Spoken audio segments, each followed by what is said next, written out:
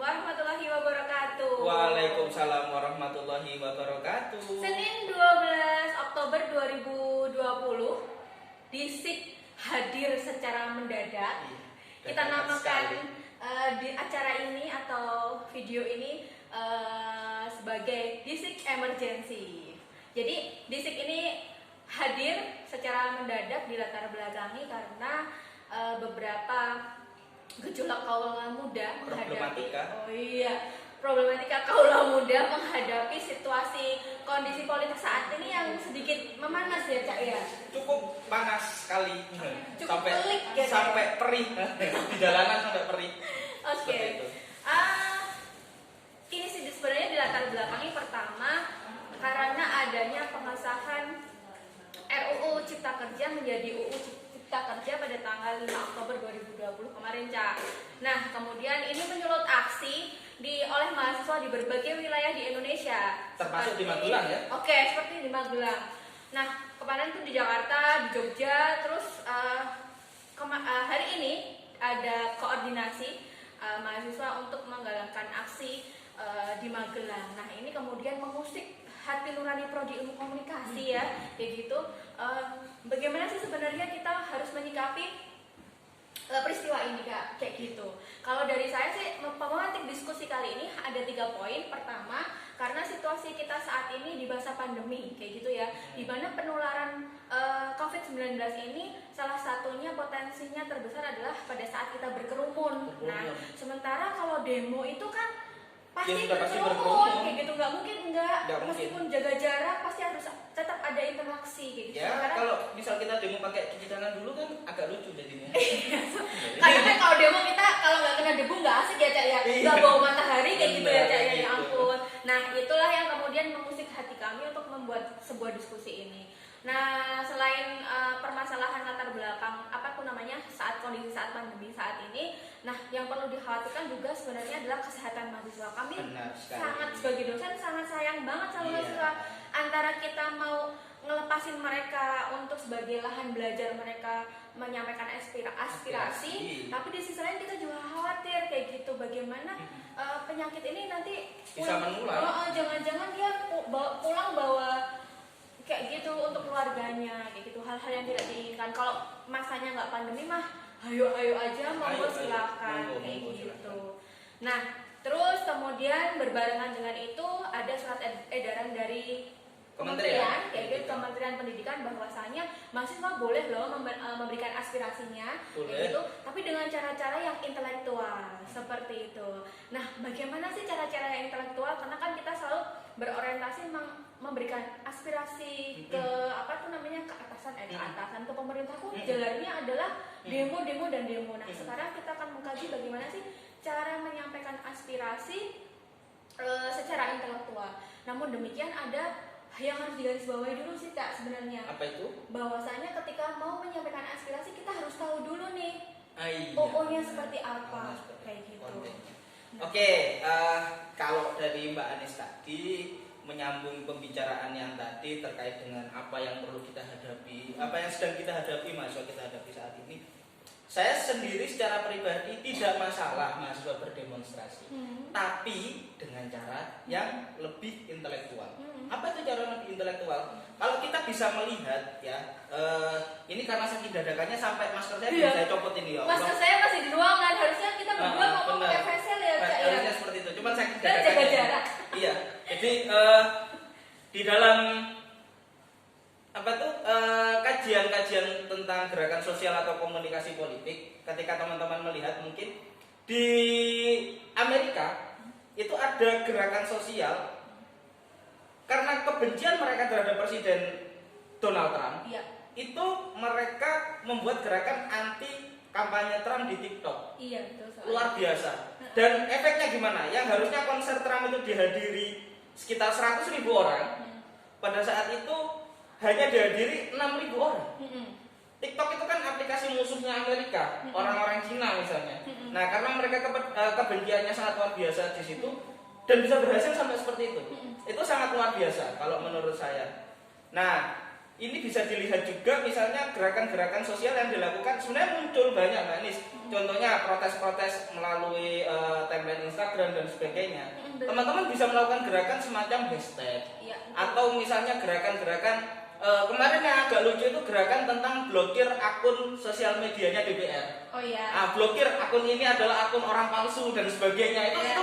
Itu untuk monggo, teman-teman mengaspirasikan hal itu monggo. Tetapi ketika muncul gerakan secara langsung seperti ini, saya rasa itu tidak begitu arif untuk dilakukan. Karena apa? Satu, kita kuliah saja online. Iya, betul. Kami sebagai dosen itu sebenarnya masih ingin kuliah offline, Iya. tetapi karena pandemi ini tidak kunjung berakhir, ya terpaksa kita melakukan kegiatan online. Kita harus beradaptasi. Kita harus beradaptasi, itu yang kedua. Kalau kuliah saja kita beradaptasi, harusnya untuk menyampaikan aspirasi kita juga bisa beradaptasi dong. beradaptasi seperti itu.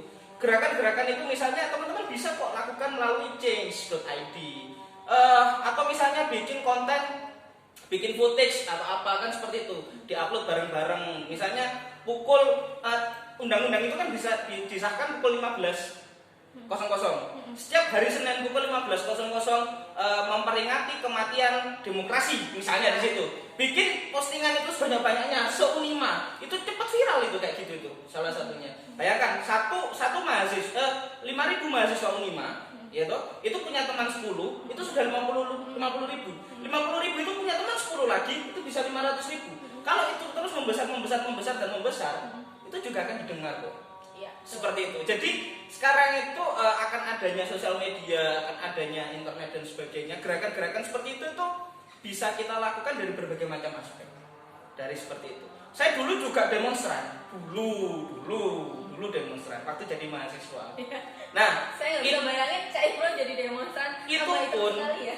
Iya, itu pun saya demo tidak serta-merta turun ke jalan. Jadi turun ke jalan itu hanya solusi terakhir, Mbak Anis. Iya, betul. Saya pertama tuh nyurati DPR, langsung saya surati dengan teman-teman BEM. Teman-teman BEM itu saya surati. 2 kali surat tidak ada, saya buat surat minta audiensi. Tidak direspon juga, baru kami turun ke jalan. Itu, jadi turun ke jalan itu solusi akhir, bukan awal dari demo, bukan awal dari demonstrasi. Banyak penyampaian aspirasi, semisal kita bisa melakukan mosi tidak percaya dengan cara bikinkan tanda tangan sebanyak-banyaknya.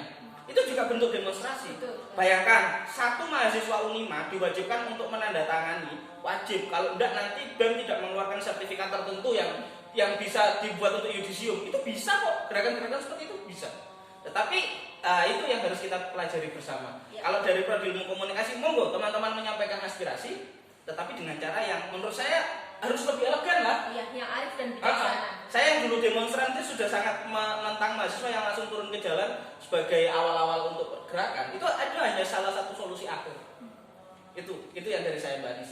Oke, sip. Jadi kalau saya ngasih kesimpulan sebenarnya kalau dulu medianya adalah pakai demonstrasi, seiring dengan perkembangan teknologi komunikasi kayak gitu ya, otomatis public share itu yang dulunya di ruang publik yang berada di kerumunan dan lain sebagainya itu kemudian bertransmigrasi kayak gitu, transmigrasinya ke dunia maya. Nah, disitulah teman-teman bisa mengajukan aspirasinya secara elegan dan secara intelektual kayak gitu. Tapi tetap harus ada etika-etika dalam melakukan penyampaian pendapat. Jangan menggunakan kata-kata kasar, misalkan jangan menggunakan informasi yang tidak benar kayak gitu. Nah, dari Cak Imron pun media atau saluran penyampaian pesannya pun juga macam-macam. Misalkan tadi pakai hashtag, pakai meme atau dan lain sebagainya. Utas Twitter dan sebagainya itu bisa dipakai.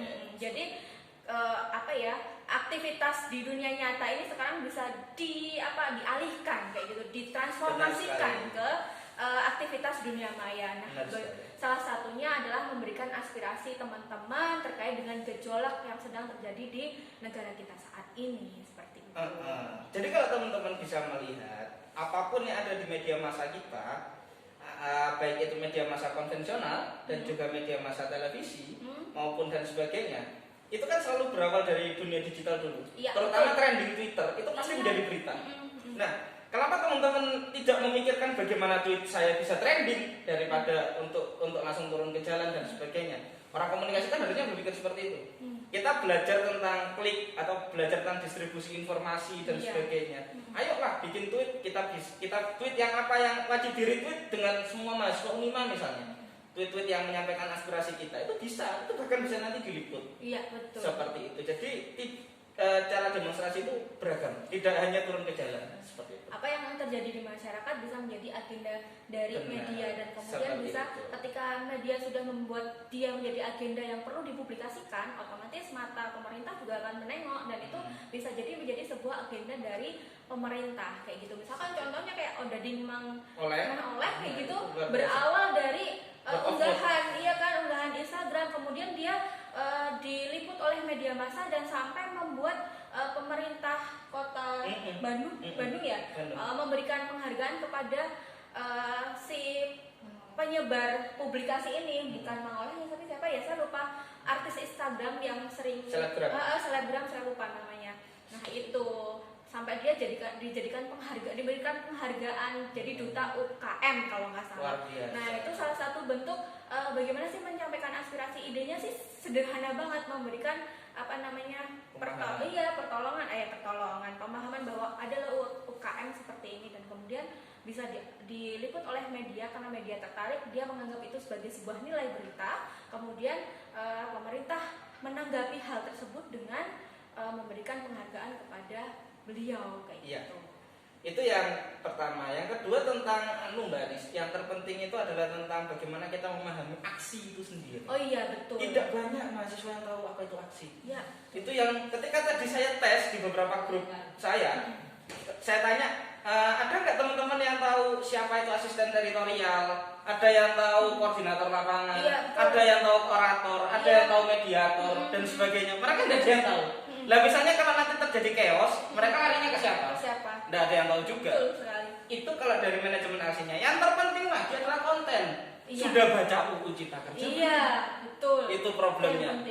Kalau nanti tiba-tiba ada perwakilan DPR datang, mereka diajak diskusi dan nggak tahu, itu kan juga lucu. Iya, sebenarnya diskusi ini akan bisa berlanjut ketika kita juga diskusi sama orang-orang hukum ya, Cak. Benar sekali. Jadi dari sisi dasarnya untuk menyampaikan aspirasi ada base-nya dari hukum, dan kemudian secara aksi kita bisa Tuturi Handayani dari belakang. Kami kalau misalnya dibuat untuk diskusi, kami siap juga bantu. Misalnya ayo diskusi bersama-sama dengan orang hukum dan juga mungkin komunikasi atau beberapa prodi lain, kita diskusikan apa sebenarnya yang ini kita buat semacam rilis bersama, rilis resmi, dan itu lebih elegan kan seperti itu. Salah satu caranya itu bisa dilakukan juga. Jadi ya menurut saya teman-teman sebelum turun ke jalan pahami dulu apa sih sebenarnya cara orang menyampaikan aspirasi, lalu manajemennya itu seperti apa, dan kita tahu nggak konten yang mau kita aspirasikan itu apa sebenarnya. Seperti itu.